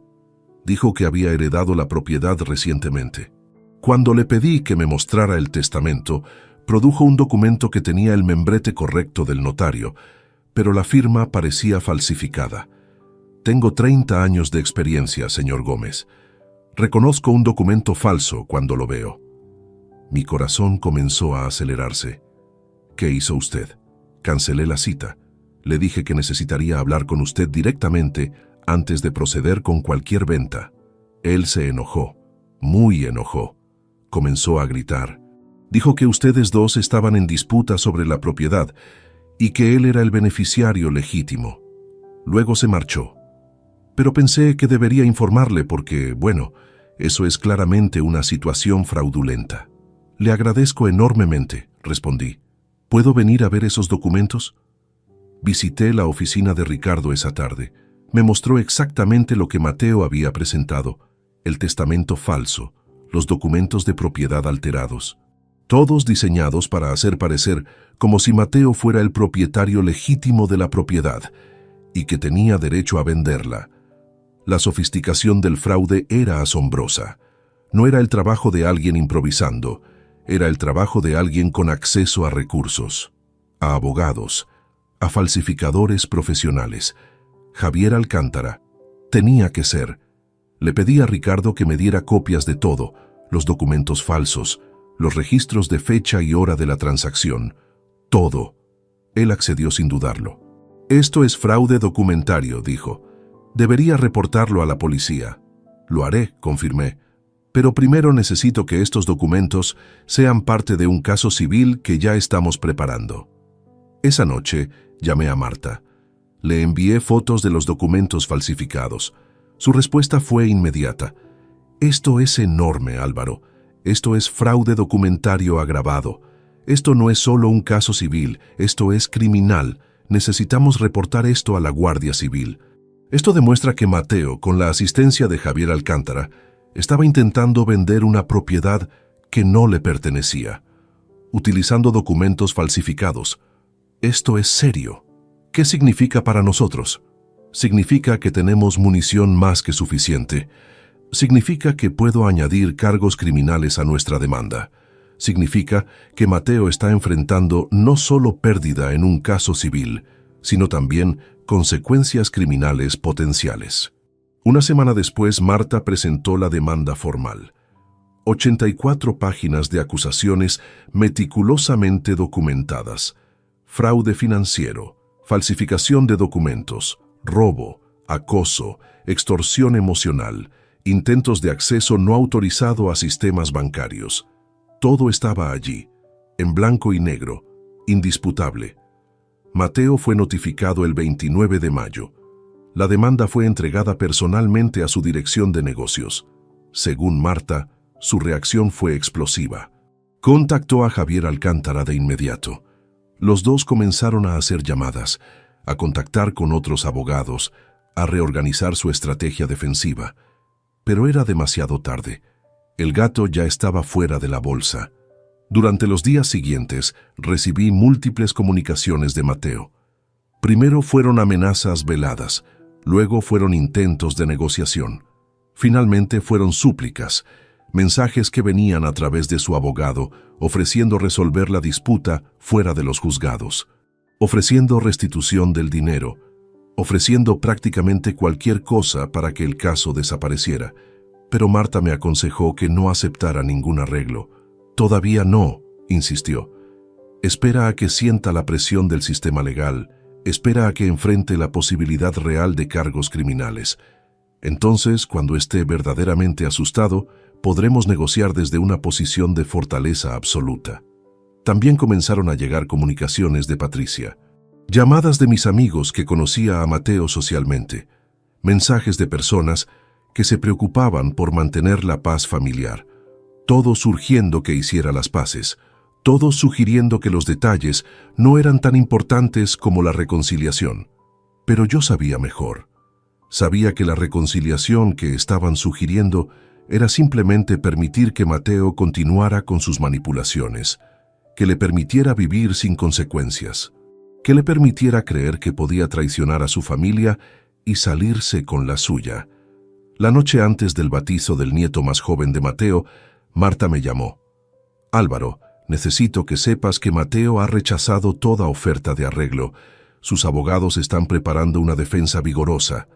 Van a argumentar que todas las transacciones fueron autorizadas por Rosario, que los documentos fueron preparados con el consentimiento de un profesional, que no hay fraude, que en cambio, tú eres quien está cometiendo fraude al intentar mantener bienes que pertenecen legítimamente a tu hijo a través de herencia. ¿Crees que van a ganar? No, respondió Marta sin dudarlo. No con la evidencia que tenemos, pero van a hacerlo desagradable. Van a intentar destruir tu carácter. Van a intentar hacerte parecer como un padre vengativo intentando castigar a un hijo por razones personales. Va a ser una batalla fea. ¿Cuándo comienza el juicio? La primera audiencia está programada para septiembre. Tenemos 4 meses para preparar nuestro caso completamente. 4 meses para que Mateo se siente en la realidad de lo que ha hecho. Colgué pensando en esos 4 meses, en el bautizo que estaba a punto de suceder, en la forma en que Mateo intentaría actuar como si nada hubiera cambiado, como si nuestras vidas no estuvieran a punto de ser transformadas por lo que estaba a punto de suceder. Pero yo sabía que algo fundamental había cambiado. Yo había pasado de ser una víctima de la traición de mi hijo a ser un agente activo de la justicia. Había reunido pruebas, había contactado con abogados, había documentado cada transgresión. Estaba listo. El bautizo del nieto de Mateo estaba programado para el 5 de junio, un sábado soleado, una celebración de la vida nueva, una ocasión familiar. Pero yo sabía que algo más importante iba a suceder ese día, algo que cambiaría todo, algo que ya había estado planeando en secreto durante semanas. La noche antes del bautizo no pude dormir. Estaba tumbado en la cama que había compartido con Rosario durante 28 años, observando cómo las sombras se movían por el techo. Mi mente estaba en un estado de agitación constante. Revisaba mentalmente cada detalle de lo que estaba a punto de suceder, cada palabra que tenía planeado decir, cada reacción posible que Mateo podría tener. A las 3 de la mañana me levanté y caminé hacia la sala de estar. El silencio de la casa era ensordecedor. Sin Rosario, sin el sonido de su respiración en la habitación contigua, la casa se sentía como un mausoleo, como un monumento a todo lo que había perdido. No solo a mi esposa, sino también a la ilusión que había tenido sobre quién era mi hijo. Me senté frente a la ventana, mirando hacia la calle oscura.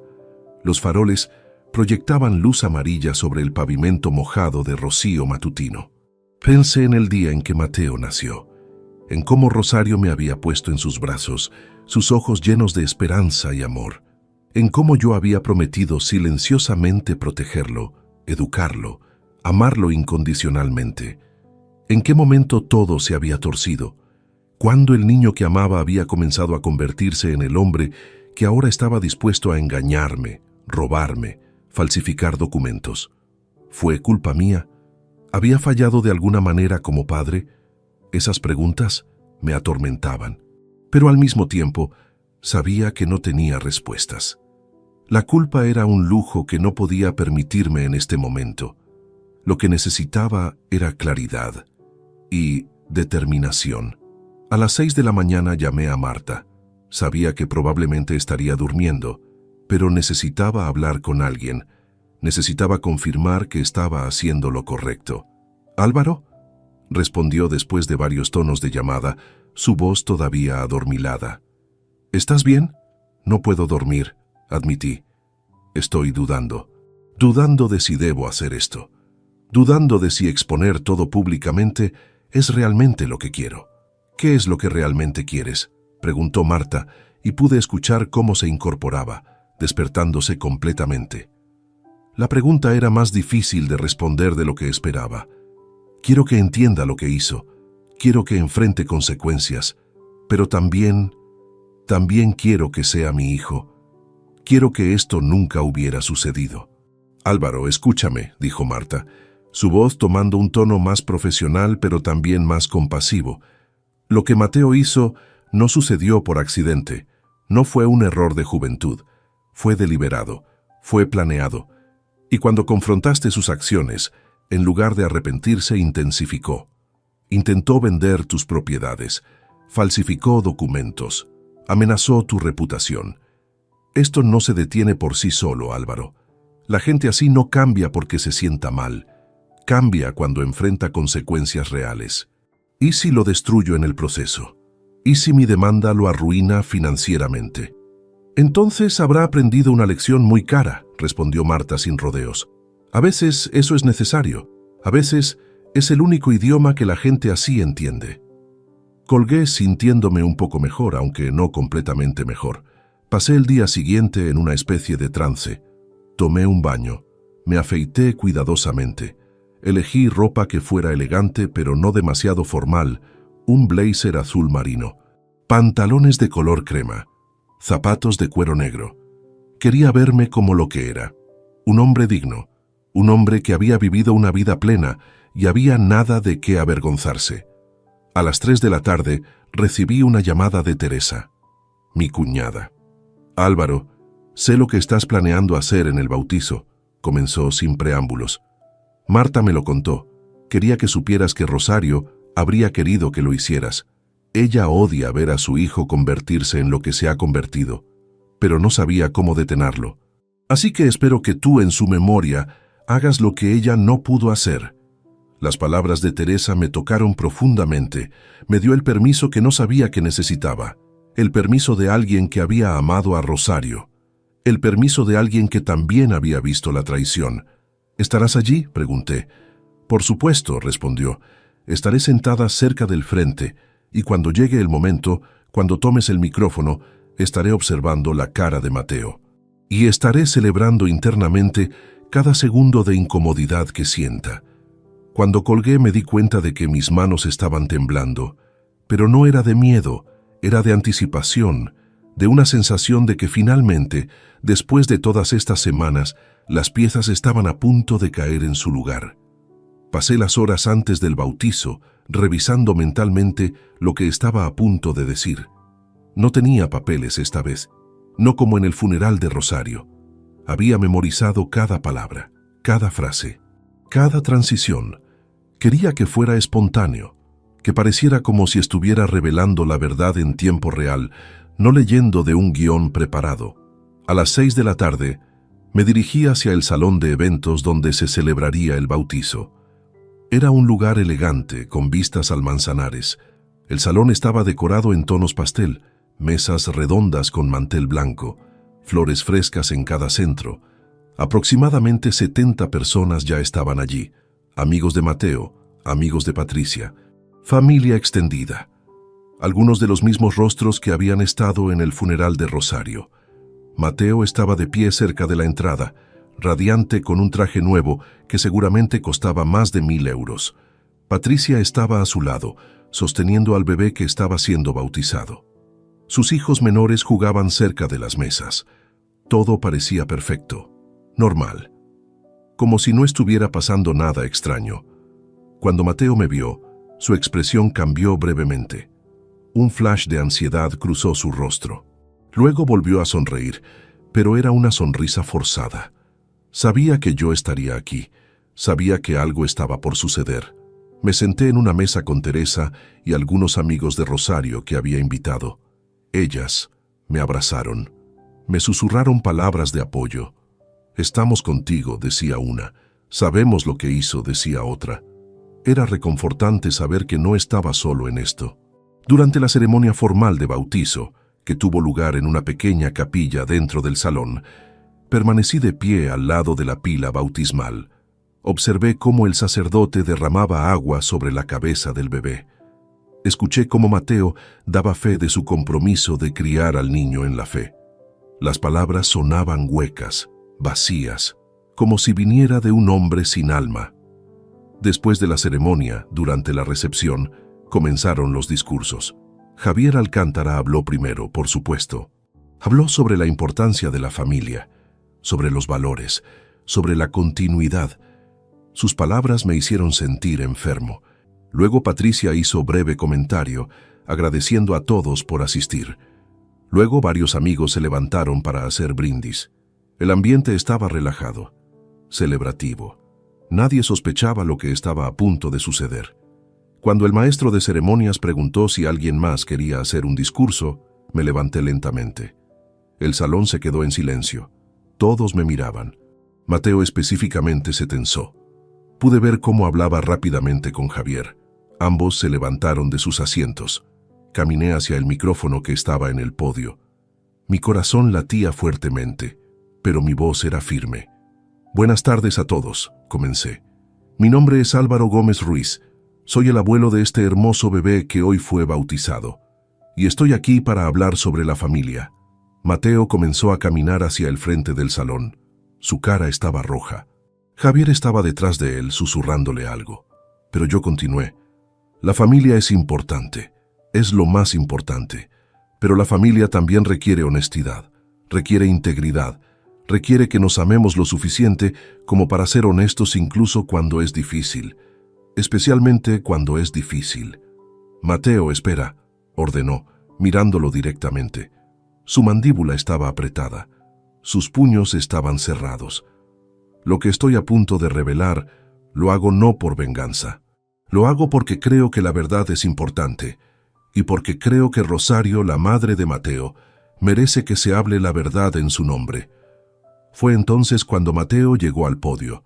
Intentó arrebatarme el micrófono exactamente como lo había hecho en el funeral, pero esta vez yo estaba preparado. Me aparté manteniendo el micrófono fuera de su alcance. «¡Seguridad!», gritó Javier desde el fondo del salón, pero fue demasiado tarde. Todo el mundo estaba observando ahora. Y yo había comenzado a hablar. «En el funeral de mi esposa, mi hijo me prohibió hablar», comencé, manteniendo el micrófono alejado mientras Mateo intentaba alcanzarlo nuevamente. Un guardia de seguridad del salón finalmente intervino, colocándose entre nosotros. Me ordenó que me callara, que me sentara. Me humilló delante de 80 personas.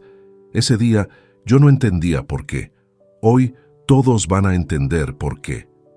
Mateo estaba rojo de furia. Gritaba cosas que no podían ser escuchadas sobre el murmullo de la multitud. Patricia se había puesto de pie, asustada. Sus niños estaban confundidos, sin comprender qué estaba sucediendo. Teresa estaba de pie también, observando cada momento con una expresión de apoyo tranquilo. Después del funeral, continué, mi voz firme a pesar del caos que se desarrollaba a mi alrededor. Comencé a investigar. Encontré cartas que mi hijo escribió a su madre, cartas donde explicaba claramente su plan, su intención de separarse de mí, de manipularla, de obtener acceso a nuestras finanzas. Los rostros en el salón habían cambiado. El ambiente de celebración se había evaporado. Ahora había confusión, inquietud. Algunos de los invitados comenzaban a susurrar entre ellos. Mi hijo, dije lentamente, pronunciando cada palabra con cuidado. Robó 16.000 euros de la cuenta bancaria que compartía con mi esposa. Lo hizo utilizando una contraseña que obtuvo de manera fraudulenta. Lo hizo durante los meses en que su madre estaba lidiando con una enfermedad terminal. Javier Alcántara estaba gritando ahora, llamando al personal del salón. Mateo seguía intentando acercarse a mí, pero el guardia lo mantenía atrás. El bebé del bautizo estaba llorando. Patricia lo mecía desesperadamente, sus ojos moviéndose entre yo y su esposo con horror. Cuando confronté a mi hijo sobre estas transferencias, proseguí, en lugar de admitir y disculparse, intentó vender una de nuestras propiedades, una propiedad que no le pertenecía. Utilizó documentos falsificados, documentos que fueron preparados con la asistencia de su suegro, Javier Alcántara, quien es abogado y debería saber mejor. Ahora había caos completo. Algunos invitados se estaban levantando, otros estaban grabando con sus teléfonos móviles. La noticia de esto se propagaría. Lo sabía. Las redes sociales difundirían esto. La humillación sería pública y permanente. También, continué, elevando mi voz para ser escuchado sobre el ruido, cuando realicé acciones legales para protegerme y proteger mi patrimonio, mi hijo me amenazó. Me amenazó con exponer a su madre como una mujer con demencia, con destrozar su memoria, con utilizarla como arma contra mí si no retiraba mis demandas. Mateo finalmente logró romper el agarre del guardia de seguridad.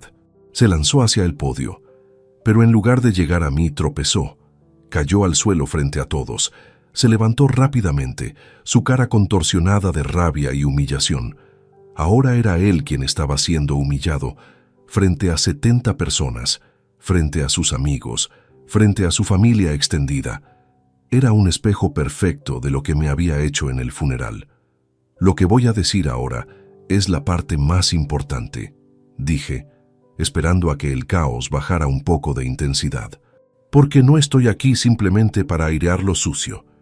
Estoy aquí porque creo en las consecuencias, creo en la responsabilidad, creo en que las personas deben ser responsables de sus acciones. El salón estaba más silencioso ahora.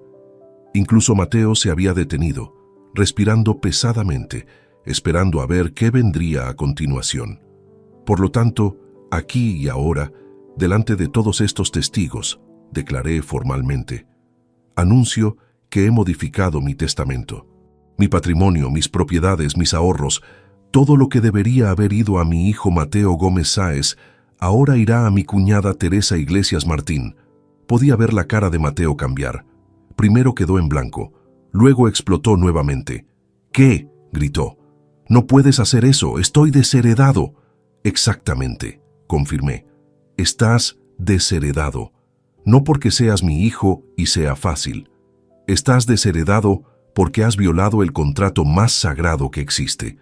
El contrato entre padre e hijo. Porque has elegido la codicia sobre la lealtad. Porque has elegido engaño sobre honestidad. Esta es una mentira, gritó Mateo, dirigiéndose ahora al público. Estoy siendo injustamente acusado. Mi padre está mentiroso, está vengándose de mí. Las pruebas están en manos de mi abogada, respondí calmadamente. documentación completa, transferencias bancarias, documentos falsificados, amenazas registradas, cartas de tu propia mano. Todo será presentado ante los juzgados en septiembre. Pero mientras tanto quería que la verdad fuera conocida aquí, que fuera escuchada públicamente, porque mereces ser conocido por quien realmente eres. Teresa se había acercado al podio. Puse mi brazo alrededor de ella. Sus ojos estaban llenos de lágrimas, pero era una expresión de apoyo, de justicia finalmente alcanzada. Mi hermana, continué, dirigiéndome al público, ha sido una mujer de carácter excepcional. Ha estado a mi lado durante esta crisis. Ha ayudado a su hermana Rosario cuando enfrentó los abusos de nuestro hijo. Ha sido mi apoyo emocional cuando he estado perdido. Ella merece heredar lo que nuestro hijo ha rechazado mediante sus acciones. Pero también estipulo esto, agregué, mirando directamente a Mateo. Teresa utilizará esa herencia para asegurar que mis nietos reciban educación, que sean criados adecuadamente, que no sufran por las acciones de su padre. Pero tú, Mateo, no recibirás un euro, no recibirás nada. Durante el resto de tu vida, vivirás sabiendo que tu codicia te costó tu herencia, que tu deshonestidad te costó tu relación con tu padre, que tu maldad te aislará de tu propia familia. Ahora bien, continué, hay algo más que necesito que todos entiendan. Este no es un acto de venganza, es un acto de justicia, es una declaración de que en esta familia la integridad importa, la honestidad importa y el respeto por los demás importa. Bajé del podio. Entregué el micrófono al maestro de ceremonias. Las personas en el salón estaban completamente en silencio. Algunos estaban grabando, otros estaban susurrando. Algunos simplemente estaban mirando a Mateo con nuevos ojos, ojos que veían quién era realmente. Caminé hacia donde estaba Teresa. Juntos nos dirigimos hacia la puerta. Mientras caminaba pasé cerca de Patricia. Ella estaba sosteniendo al bebé, sus ojos rojos de llanto. Lo siento, le dije suavemente, pero tu esposo hizo sus propias elecciones y ahora debe vivir con las consecuencias. Papá, espera, gritó Mateo detrás de mí. Por favor, podemos hablar, podemos arreglarlo. No me di vuelta. No respondí. Simplemente salí del salón. En el auto, mientras Teresa conducía lejos del lugar, permití que las emociones finalmente brotaran. Lloré. Lloré por Rosario. Lloré por la relación que había perdido con mi hijo. Lloré por el tiempo que había invertido en un hombre que resultó ser fundamentalmente corrupto. Pero también lloré de alivio, porque finalmente, después de meses de angustia, después de meses de incertidumbre, había dicho la verdad, públicamente, completamente, irrevocablemente. ¿Cómo te sientes?, preguntó Teresa, sus ojos en la carretera. Estoy en paz, respondí, y descubrí que era verdad. Finalmente, estoy en paz. 3 meses después del bautizo, la primera audiencia ante los juzgados tuvo lugar en una sala austera del Palacio de Justicia de Madrid. Marta presentó nuestro caso con precisión y claridad. Los documentos fueron exhibidos, las grabaciones fueron reproducidas, los testigos declararon. Enrique describió lo que había escuchado en la peluquería. Teresa confirmó las conversaciones que Rosario le había compartido. Ricardo Flores, el agente inmobiliario, presentó los documentos falsificados que Mateo había intentado utilizar. Mateo estaba sentado en la sala, acompañado por sus abogados de Alcántara y Asociados. Su expresión era diferente ahora. Ya no había arrogancia, ya no había la seguridad de alguien que creía que podía salirse con la suya. Ahora había solo pánico, cálculo, desesperación. El juez, una mujer de 62 años llamada Isabel Sánchez García, escuchó todo sin interrupciones. Tomaba notas, observaba los documentos. Ocasionalmente miraba a Mateo con una expresión que sugería disgusto. Cuando finalmente cerró el caso para deliberación, dijo algo que me resonó profundamente. He escuchado muchos casos de disputas familiares en mis 30 años en el banco, declaró. Pero pocas veces he visto un nivel tan sistemático y premeditado de fraude dirigido contra los propios padres. Este es un caso particularmente perturbador, donde la codicia, manipulación y engaño fueron utilizados no solo para obtener dinero, sino también para dañar emocionalmente y socialmente a la víctima. La sentencia llegó 2 semanas después. Mateo fue ordenado a restituir 32.000 euros, no solo los 16.000 que había robado, sino también intereses y costos legales. Además, fue declarado responsable de fraude documentario. El caso fue remitido a las autoridades criminales para investigación adicional. Pero lo que fue más significativo fue que el testamento de Rosario fue validado completamente. Sus disposiciones permanecerían intactas. Yo permanecería como heredero de su patrimonio. Y la modificación que había hecho a mi propio testamento, dejando todo a Teresa en lugar de a Mateo, fue declarada válida y vinculante. Mateo apeló la sentencia, por supuesto. Sus abogados argumentaron que fue condenado injustamente, que estaba siendo castigado por dinámicas familiares complicadas, que la evidencia era circunstancial, pero la apelación fue rechazada. El Tribunal de Apelaciones sostuvo la sentencia original. Mateo tendría que pagar, tendría que enfrentar las consecuencias. Después de la sentencia final, reseché una carta de Patricia. Era breve, pero impactante. Álvaro, no sé si alguna vez podrás perdonarme por lo que sucedió. Yo no sabía la verdad sobre lo que Mateo estaba haciendo. Si lo hubiera sabido, habría intentado detenerlo. Él cambió después de que comenzó a trabajar con Javier. Se volvió diferente, más avaro, más manipulador. He tomado la decisión de separarme de él. No puedo estar con un hombre que traiciona a su propia familia de esta manera. Nuestros hijos preguntan por ti. Me gustaría que pudieras verlos ocasionalmente, pero entendería si no quisieras. Visité a mis nietos una vez al mes después de eso. Eran buenos niños, inocentes de los crímenes de su padre. No merecían sufrir por sus acciones. Patricia fue amable conmigo. Nunca me culpó, y yo nunca le culpé a ella. Ella era una víctima también, de cierta manera, una víctima del hombre que su esposo se había convertido.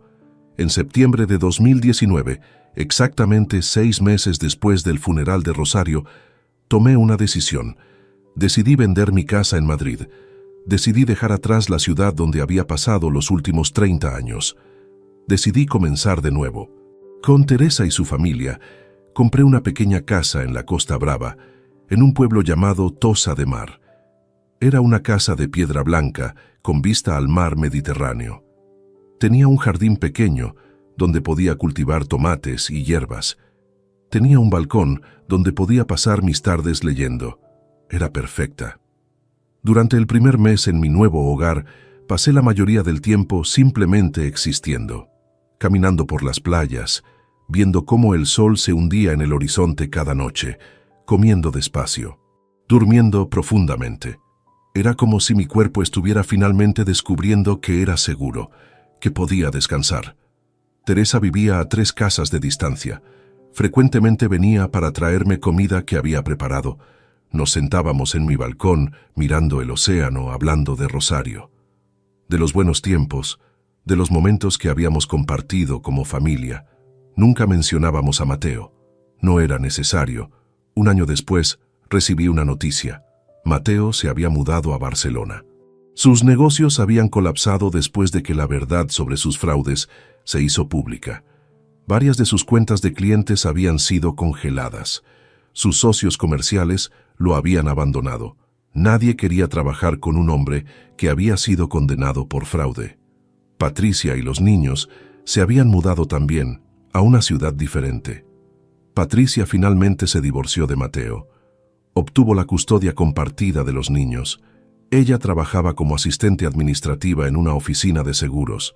Era una vida humilde, pero era honesta. Era digna. Yo continuaba visitando a mis nietos. A veces los llevaba a la playa. Leemos historias juntos.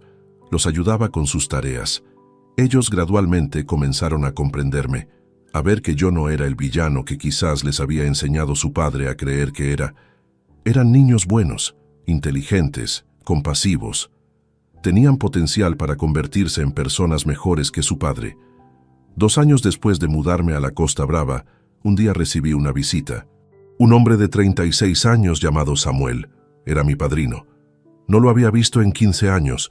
Me dijo que había leído sobre mi caso, que había visto fragmentos de lo que sucedió en el bautizo en línea, que había querido hablar conmigo. Pasamos la tarde juntos en mi balcón. Samuel era un hombre reflexivo que pasaba mucho tiempo pensando sobre sus propias familias y sus propias responsabilidades. Al final de la tarde, me preguntó algo que me hizo reflexionar profundamente. ¿Alguna vez has considerado perdonar a Mateo?, preguntó. Reflexioné sobre ello durante mucho tiempo. Perdonar no significa estar en contacto con él, finalmente respondí. Perdonar significa permitir que mis heridas sanen. Significa no permitir que su maldad continúe definiéndome. Y he hecho eso. He sanado, he seguido adelante. Pero perdonar no significa que deba permitir que regrese a mi vida. Algunos daños no pueden ser reparados. Algunos crímenes tienen consecuencias permanentes. Samuel asintió como si esta fuera la respuesta que esperaba escuchar. Ahora, mientras escribo esto, tengo 65 años. Estoy jubilado completamente. Paso mis días leyendo, caminando, cultivando mi jardín. Duermo sin pesadillas, como sin acidez estomacal. He recuperado la paz que Mateo me había arrebatado. A veces, en las mañanas cuando me despierto y escucho el sonido del océano, pienso en Rosario. Pienso en lo que ella fue para mí, en el sacrificio que hizo, en cómo ella, incluso en sus últimos días, intentó protegerme guardando esas cartas. Le hablo al viento, le cuento sobre mis días, le digo que he encontrado paz, que estoy bien, y en esos momentos juro que puedo escuchar su voz, llevada por la brisa del Mediterráneo, diciéndome que estoy orgullosa de mí, que hice lo correcto, que no hay deshonra en defender tu dignidad, en exigir justicia, en proteger tu vida de aquellos que buscan explotarla. Mateo aún vive en Barcelona. Según lo que he escuchado, ha intentado reconstruir su vida, pero la reputación que se construyó fue destruida. Nadie quiere trabajar con él. Sus amigos lo abandonaron. Incluso sus propios padres lo apartaron después de enterarse de la verdad de sus acciones.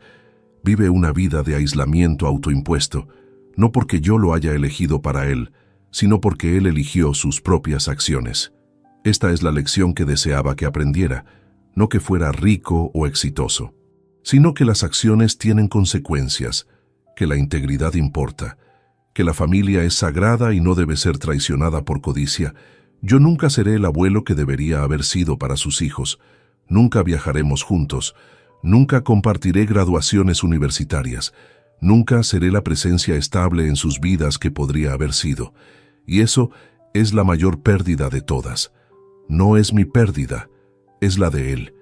Él sacrificó a su propia familia por dinero que nunca llegó a necesitar. Y ahora debe vivir con eso. Mientras me siento aquí en mi balcón, viendo cómo el sol se pone sobre el Mediterráneo, sé que he ganado algo más valioso que dinero. He ganado mi dignidad. He ganado mi paz mental. He ganado la satisfacción de saber que enfrenté la injusticia y la vencí. Esta es mi historia, una historia de traición, pero también una historia de resiliencia, de justicia, de un hombre que se levantó después de ser humillado y declaró que su vida importaba, que su dignidad no podía ser robada, que merecía ser respetado.